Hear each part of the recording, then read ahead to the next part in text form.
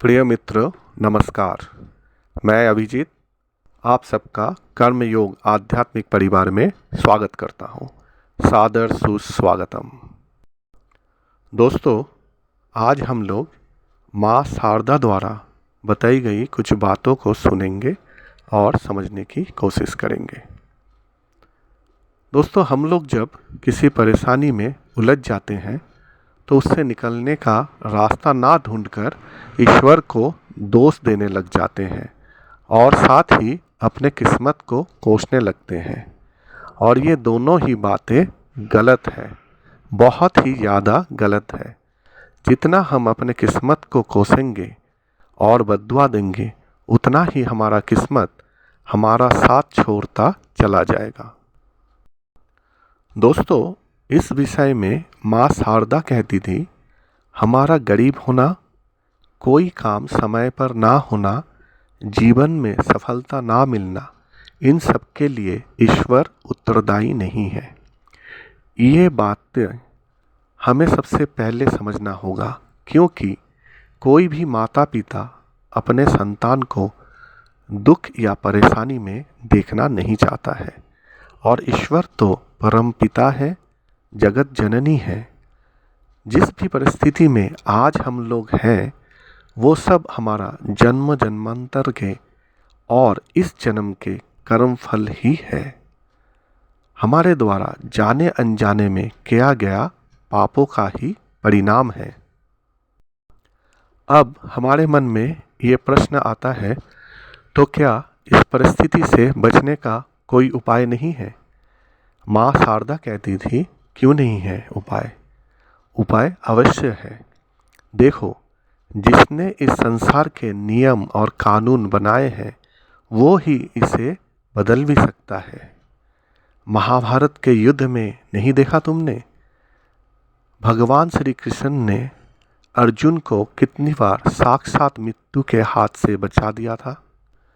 ये नियम का हेर फेर ही तो था।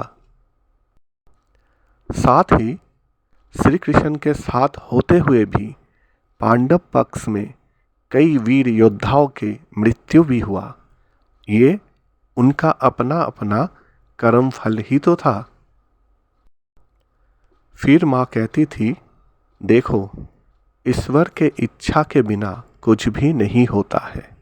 इसलिए ईश्वर पर पूर्ण भरोसा कर, विश्वास कर, अपने आप को उनके चरणों में सौंपना पड़ता है।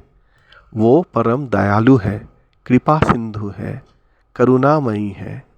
उनकी कृपा होने पर सब पापों का नाश हो जाता है और क्षमा भी मिलता है। सभी प्रकार के दुख, दरिद्रता, परेशानी से बचने का उपाय है निस्वार्थ और सच्चे मन से ईश्वर का सेवा करना, संत महात्माओं का सेवा करना, दान आदि करना, दुखी जनों का सेवा करना। इन कामों के करने से अशुभ कर्म तथा पापों का नाश होता जाता है। और नियमित ईश्वर से प्रार्थना भी करना पड़ता है कि हे ईश्वर, मुझे जन्म जन्मांतर के पापों से मुक्त कीजिए। इच्छा अनिच्छा, जाने अनजाने, ज्ञान अज्ञान में जो भी असत्य और पाप कर्म मुझसे हुए हैं, उन सब के लिए मुझे माफ़ कीजिए। हे ईश्वर, आप तो सर्वज्ञ हैं, अंतर्यामी हैं। मुझे नहीं पता मेरे किस जन्म के और किस पाप के वजह से आज मेरी स्थिति इस हालत में मैं फंसा हुआ हूँ। मुझे इन सभी तरह के परेशानियों से उद्धार कीजिए। आप मुझे मेरे सभी पापों को नाश करके इस पाप के दलदल से मुक्त कीजिए। आगे मैं आपके दिखाए हुए मार्ग पर ही चलूँगा। माँ साथ ही कहती थी, आगे से अपने विवेक और बुद्धि का इस्तेमाल करते हुए किसी भी तरह कभी भी किसी कुकर्म में लिप्त नहीं होना है, क्योंकि ईश्वर ने केवल हम इंसानों को ही विवेक और बुद्धि दिया है, जिससे हम सही और गलत का पहचान कर सके।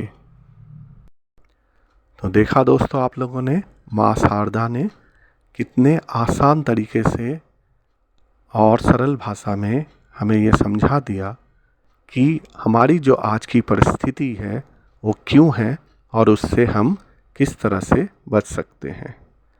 आशा करता हूँ दोस्तों आज का विषय और जानकारी आप लोगों को अच्छा लगा होगा।